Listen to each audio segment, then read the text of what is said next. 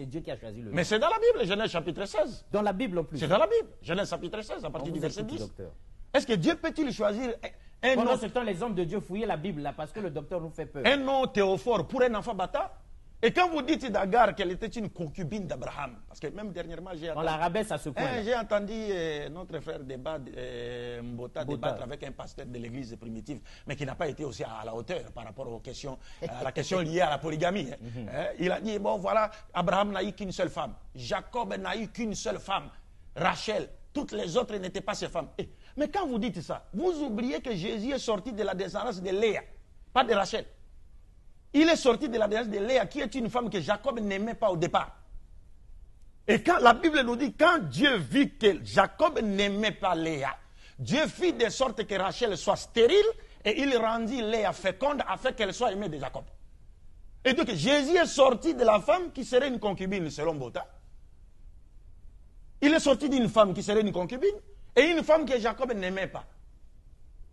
Si vous comprenez ça, tout cela ça commence à nous faire mal à la tête, mais on s'efforce de comprendre. Et tout cela, c'est parce que les gens cherchent. C'est comme aujourd'hui, nous avons un problème sérieux dans nos pays, que ce soit en République du Congo ici, que ce soit en RDC. Aujourd'hui, nous savons que la pyramide démographique est en faveur du taux de la femme.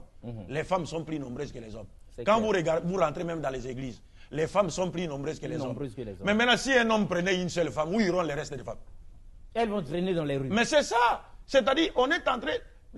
Ces gens-là sont en train de fabriquer, n'est-ce pas, des prostituées dans le pays. C'est clair. Parce que l'islam nous dit... Sur ce point-là, on est d'accord avec vous. Je termine avec ce point. L'islam nous dit, toute société qui bannit la polygamie au détriment de la monogamie.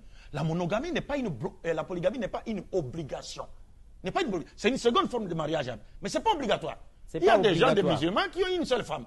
Ce n'est pas obligatoire. Mais quand vous bannissez la polygamie au détriment de la monogamie, l'islam nous dit, votre société connaîtra 4 ou 5 conséquences. Première conséquence, il y aura prolifération de la prostitution. C'est clair. C'est clair dans nos sociétés. Chez nous, là-bas à Kinshasa, vous pouvez passer dans la rue comme ça, une femme vous appelle. Papa, on m'a la poune datée. Même ici, on appelle. Vous ne voulez pas monter l'âne. Regarde comment il se rabaisse à ce niveau-là.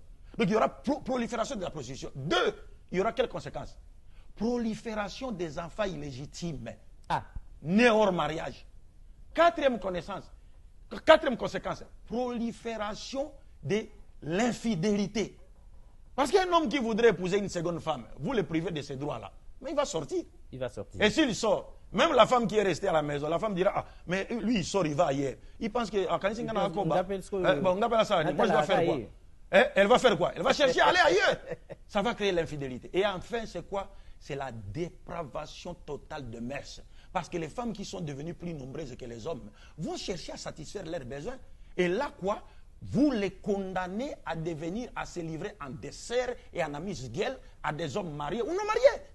Et c'est ce que nous constatons. C'est ce que nous constatons. Mais maintenant, si on posait la question par rapport au taux de la femme aujourd'hui, le christianisme propose quelle solution? Il n'y a pas de solution. Il n'y a pas de solution. Homme de Dieu, on vous respecte. Hein? Vous êtes archibishop, pourquoi on ne refuse pas? Mais regardez dans votre propre église. Il y a combien de femmes et combien d'hommes?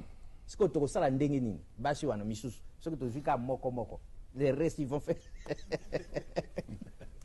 Donc tout ça, c'était déjà vu et planifié.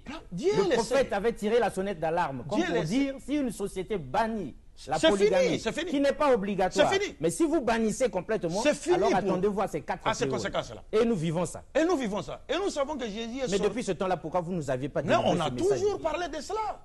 Et nous disons que Jésus lui-même... Mais les hommes de Dieu doivent changer. Nous, on peut avoir 3, 4, 5 sœurs en plus, ça fait quoi? Oui. Monsieur Bongo, Jésus-Christ lui-même, que la paix de Dieu soit sur lui, est sorti de la descendance d'un homme polygame.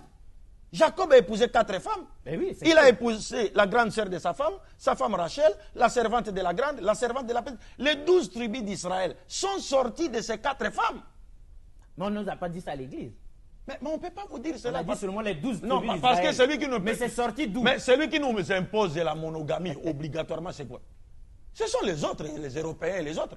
Parce qu'aujourd'hui en Europe, si vous prenez une seconde femme, on va vous arrêter. Évidemment. Mais si vous prenez des hommes comme vous, qui portent des barbes comme vous vivez avec dans l'homosexualité, on vous applaudit. Ah là, on vous acclame. Mais quand vous prenez une femme naturelle, non, c'est fini, monsieur. Ah non, vous devez quitter. Est-ce que vous comprenez? C'est cela le problème. Donc nous disons dépravation des mœurs. Dépravation totale des mœurs. Au niveau mondial. Au niveau mondial, dépravation totale des mœurs. Oui, mais pour revenir sur nous. Pour revenir sur les sujets. Pour qu'on ne laisse pas les gens sur leur faim.